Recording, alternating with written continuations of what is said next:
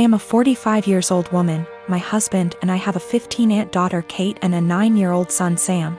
My husband has a brother and a 40-year-old sister, Eva. Eva and her husband James have a daughter, Allegra. She is also 15 years old. Kate and Allegra have always been compared in the family. From the time they were born, it seemed to be a competition of who would walk first, talk first, do more, achieve more. And Allegra was always first. I won't go too much into detail about Allegra because that's not really the point, but I will say she's a beautiful, intelligent, truly one-of-a-kind girl, and her parents have done a great job raising her. My in-laws fell in love with her and think she hung the moon. This bothered me and made me sad for Kate, but I let it go for the most part. There's no doubt in my mind that they love all the kids equally, but out of the two girls you can tell who they admire more. Every summer, the whole family visits a holiday home that Eva shares with my in-laws. Over the summer, Kate met a boy, Luke, who was also holidaying in the area. They started dating. This was Kate's first experience with boys. Allegra had friends who were nearby, so for our first few weeks we didn't see her much. About 3/4 of the way through the holiday, Kate invited the boy she'd been seeing to dinner. Allegra was told to come, and afterwards she would be going to a party.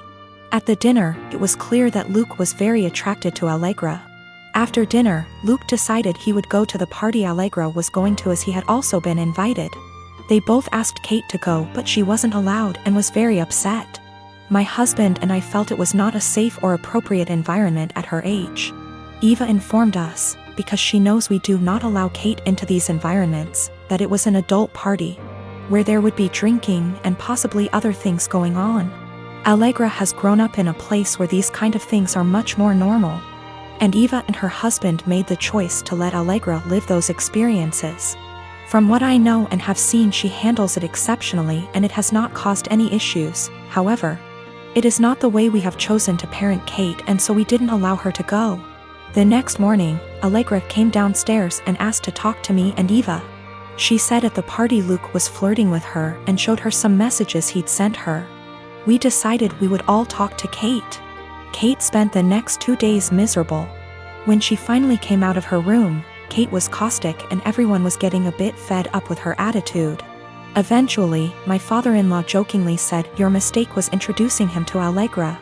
How did you think that was going to go for you?" My mother-in-law told him off but added that Luke handled it terribly, but the outcome was sort of inevitable. Kate left the table in tears.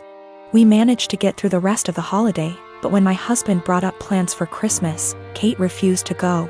She said she couldn't bear being ridiculed by her own family and constantly compared to Allegra. After seeing how much this was affecting her, I spoke to my husband and said we shouldn't go. He argued that it would be wrong to let Kate take away time with family just because of a boy. I reminded him that this has been happening since they were born, but he said that we can't shield Kate from every special person in the world. He said he would talk to his parents about their comments, but that we should not set a precedent of letting Kate run away from reality. I have 3 fingers missing on my dominant hand. It's fine. I can type and everything and even manage to tie my shoelaces most days, and on the days I can't, that's the dyspraxia. However, I won't deny that it looks a bit odd to most people. I only have my 4th and 5th fingers, so my hand looks a bit like a child's drawing of a rabbit, and not a good one. I'm used to people asking about it, usually after staring for a good minute or 2, but I still find it annoying. I really don't get why you'd think it would be an okay thing to ask someone about, but hey, I wasn't raised in a barn. Usually I nip the questioning in the bud by just explaining the truth from the get-go, and assuming that enough people will gossip about it that the message will spread by the end of the day. It always does. Anyway, I started a new job about a month ago, and I honestly could not face going through that same cycle again. I felt like the time had come to not play into it anymore and to make something out of it, and I decided to make myself laugh. When the first new coworker asked about it, I completely lied and told her that I chewed them off as a baby. I then decided to tell the next person who asked that I cut them off with a plastic knife at a picnic. And the next person that I was born with 6 fingers and they removed too many, and so on. All genuinely ridiculous reasons, but I'm a good actor and they actually believed my stupid lies. I didn't expect them to, a plastic knife, through bone, but there you go. Maybe they just thought there's no way I'd lie about how I lost my fingers. Within about 3 days, I learned that my coworkers had been arguing about the actual reason, and it seems like a lot of them now actively dislike me for lying to them. I'm probably going to have to make some cupcakes over the weekend with my super cool 3D printed adaptive whisk to get back into their good books. Anyway, I told this story to my brother today, and he told me that I was an asshole because I caused tension within the office on my first day and made people feel stupid for being gullible and believing my lies. My argument is that I'm not the asshole because they were asking a rude, albeit common, question, and because I didn't do it with the intention of deceiving them. I was just honestly fed up of the question and didn't think they'd think I actually severed 3 fingers with dental floss when I was 3. I'll accept my judgment, though. Not cool to ask people why they lost limbs or digits just because you want to sate your morbid curiosity. A few reminders for people: I'm not a male. Don't know why everyone assumed that. Don't ask people about something that could be traumatic, especially when you don't actually know them. I am 33 years old. I had a serious drinking problem since a young age. My dad was an alcoholic, so booze never lacked in our house. It nearly killed me when I was only 27 and was in the for alcohol poisoning. It was too close a call, and after that things had to change.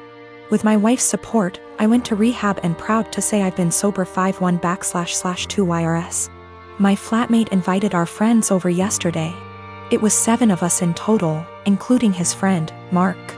I've met Mark maybe 3 to 4 times over the last 2 years, and while we're friendly, I honestly don't know him that well. But you can tell he's a party guy. Likes to get loud, take shots, makes gross comments sometimes, etc. Mark brought several cases of beer and a bottle of tequila with him, so everyone was drinking and having a good time. Mark kept offering me drinks the entire night, which I politely declined. It's like he made it his personal mission to get me to drink by egging me on, saying every time he sees me I'm either drinking a soda / water, and it's okay to let loose sometimes. He resorted to teasing me into drinking, calling me princess. I don't know what that had to do with not wanting to drink. All my friends there knew what I was like before, how bad my drinking was, so they kept trying to steer the conversation so he'd forget about me. But every now and then he'd hand me a shot glass or a beer and would not let it go even after telling him yet again that I didn't want to drink. My wife became uncomfortable with his behavior. I think she was worried I'd actually drink. She grabbed the shot glass from me, dumped it in the sink, and told him to stop it already. He looked between us and grinned like he understood now. Mark joked that maybe we should get my wife drunk first, then that'll get her to loosen up the leash she has on me. I'll admit, that made me see red. I got in his face and told him, actually I don't drink because last time I did I almost King died, so unless you want me puking everywhere and having seizures you should shut up and leave my wife out of this. Wiped the smile off him real quick and he apologized. The rest of night went on and he finally left me alone. Our flatmate did confront me in the morning because he thinks I was too honest with Mark, and it wasn't his fault, he didn't know. He was just joking around and I made him feel bad.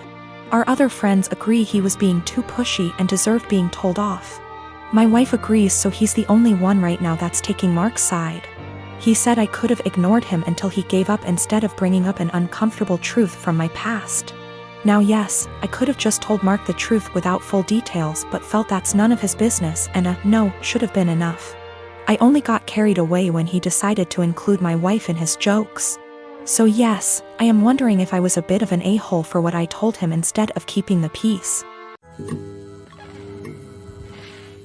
I'm a professional ballet dancer for a living, but I also do some modeling in my spare time. Last weekend, I was doing a latex shoot. Before anybody says anything, it wasn't anything fetish-wise. It was just a shoot that called for wearing more uncommon types of fabrics. My outfit was a black full-body catsuit, so think of a skin-tight garment that covers from neck to toe, including gloves. If you've ever put on a wetsuit, then you can probably imagine how much of a pain it is. It's a pretty in-depth process that involves lots of baby powder, a lot of sweat, and some less than ladylike stances. Dressing usually takes anywhere from 20 to 25 minutes start to finish. I always dread it, but can't argue with the results. Anyway, my boyfriend was in my dressing room as I was getting changed. He doesn't always come along for shoots, but I needed him that day because my car is being repaired and we needed to go somewhere afterwards. His one kinda annoying thing is that he talks to me while I'm getting changed even though I very politely asked him to let me do it in peace. If I'm just putting on a dress or something less complicated, it's not a problem. But with latex, you have to concentrate, seriously. My facial expression is pretty similar to when I'm doing heavy leg presses or squats at the gym, so that the garment slips on correctly and, more importantly, you don't rip it. It's very easy to tear if you're not careful. And a full-body catsuit can cost upwards of $700 to $800 minimum. So as I'm struggling, may have been on the floor on my back with my feet up on a chair, pushing my butt up to get the garment over my hips, he won't stop talking. Come on, girl, you got this. Do you want help? I don't think you put on enough baby powder. Babe, you got this, get that big ass in there. And I politely asked him several times to just let me concentrate. He responds by saying, relax, I'm just trying to help, before patting me on the butt. I'd had enough. I demanded he stand outside because he was being super distracting and I couldn't afford to rip the garment. I didn't ask him to help because there's a technique to getting latex on and he doesn't have it. He got all pissy and was like, whatever, maybe you need a bigger size anyway, before leaving the shoot completely and taking the car. I had to get an Uber home after the shoot. On one hand, I was getting super frustrated, I was hot and sweaty, and combined with my kinda short temper, I was getting pissed off that I couldn't get the suit on. On the other hand, I asked him multiple times not to comment or distract me, and I never indicated that I was in the mood to be touched.